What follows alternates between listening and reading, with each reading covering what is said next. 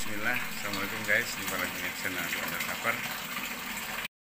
Bismillah, Assalamualaikum guys, jumpa lagi di channel Duanda Saper.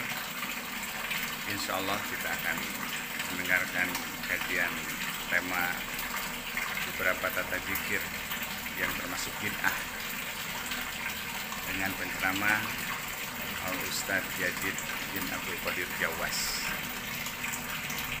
Tidak boleh bagi siapapun yang melakukan zikir dengan jumlah bilangan atau dengan cara tertentu yang tidak pernah dicontohkan Rasulullah SAW dan para sahabatnya. Misalnya dengan jumlah bilangan 7 kali, 10 kali, 17 kali, 40, 100, 200, 500, 1000, 2000 atau yang lainnya. Nggak boleh. Karena nggak ada contoh. Dari mana? Dia mengatakan hitungan baca subhanallah 1100 satu kali umpamanya. Dengan duduknya bersila atau duduknya kakinya ditegakkan atau gimana? Dari mana keterangannya?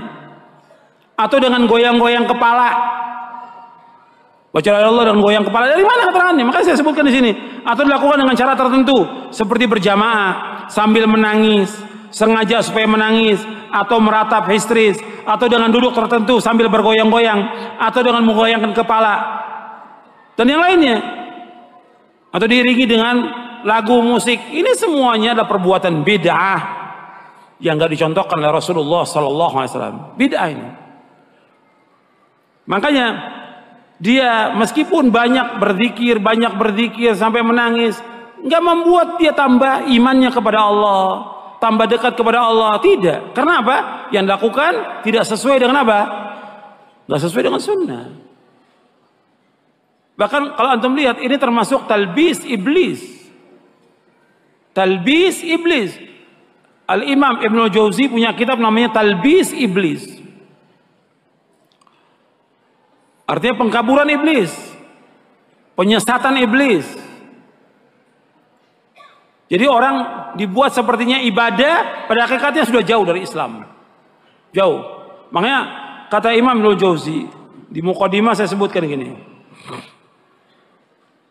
Antum lihat di halaman 11. Halaman 11, halaman 12 di Muqaddimah.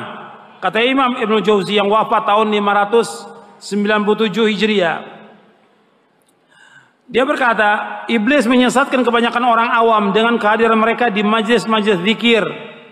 Dan di tempat itulah mereka dibuat sengaja menangis.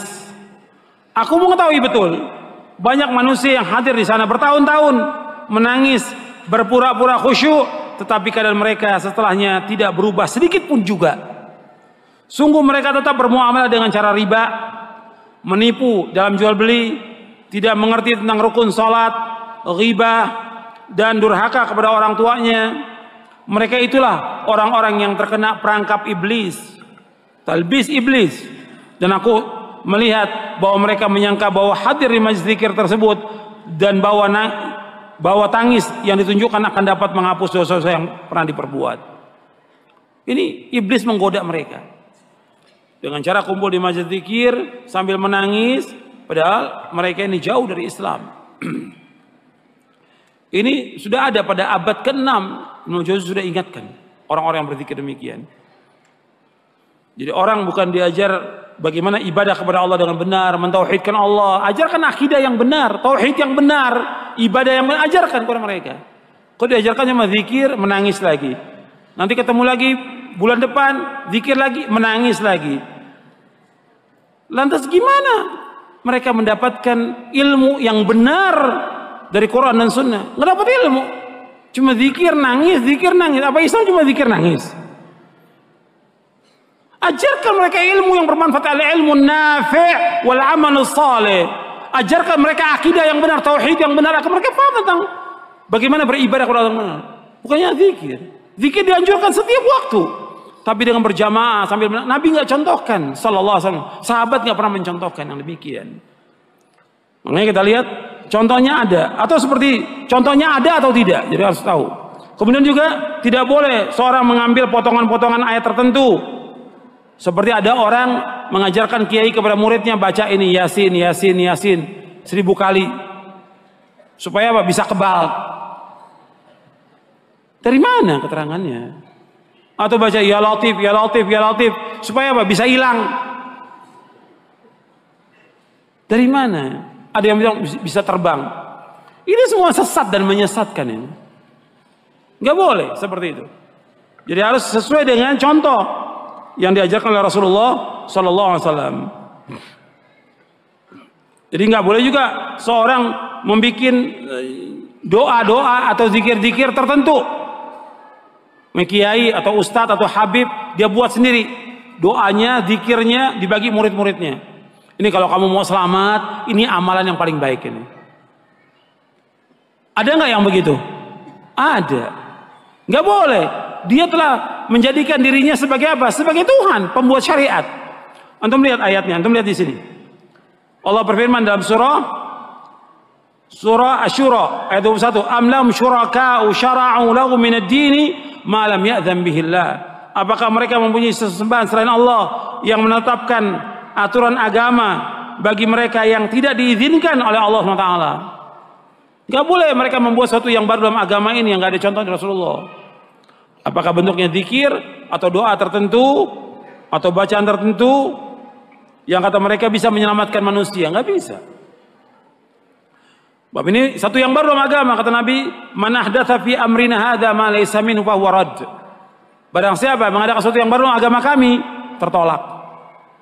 Amalnya tertolak. Dan Nabi bersabda, "Iyyakum muhdatsatil umur fa inna kulla muhdatsatin bid'ah wa kulla bid'atin dhalalah." Jauhkan diri kalian dari setiap perkara yang baru dalam agama, karena setiap perkara yang baru dalam agama adalah bid'ah dan setiap bid'ah adalah sesat. Hadis ini sahih riwayat Abu Daud, Ahmad dan yang lainnya. Nabi juga bersabda SAW, "Kullu bid'atin dhalalah wa kullu dhalalatin finnar." Setiap bid'ah itu sesat, setiap kesesatan tempatnya neraka. Hadis ini sahih riwayat Nasa'i dari sahabat Jabir. Setiap orang yang mengadakan sesuatu yang baru dalam ibadah seperti doa dan zikir tertentu yang tidak ada sunnahnya dari Nabi SAW, maka ia berdosa dari 4 segi. Tolong antum perhatikan, saya ulangi lagi, tolong perhatikan. Setiap orang yang mengadakan sesuatu yang baru dalam ibadah seperti doa dan zikir tertentu yang tidak ada sunnahnya dari Nabi SAW, maka ia berdosa dari 4 segi. Yang pertama, ia meninggalkan doa dan zikir yang telah disyariatkan.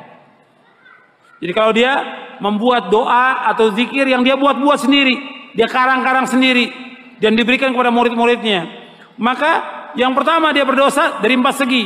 Dia meninggalkan doa dan zikir yang disyariatkan, yang diajarkan Nabi Muhammad SAW.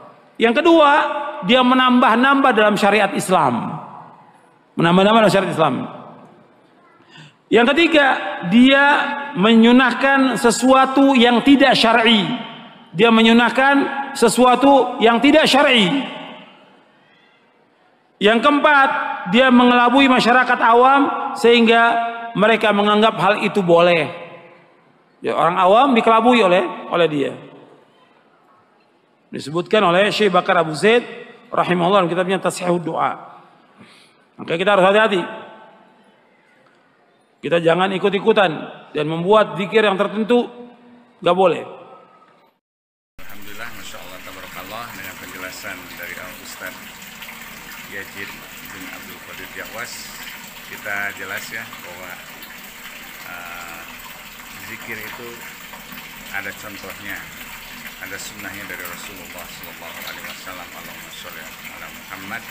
Jadi jangan sembarang berzikir yang tidak ada tuntunannya, ya. Dan itu akan membuat kita menyesal karena kita menyelisihi apa yang dicontohkan Rasul. See you next kajian. Wassalam.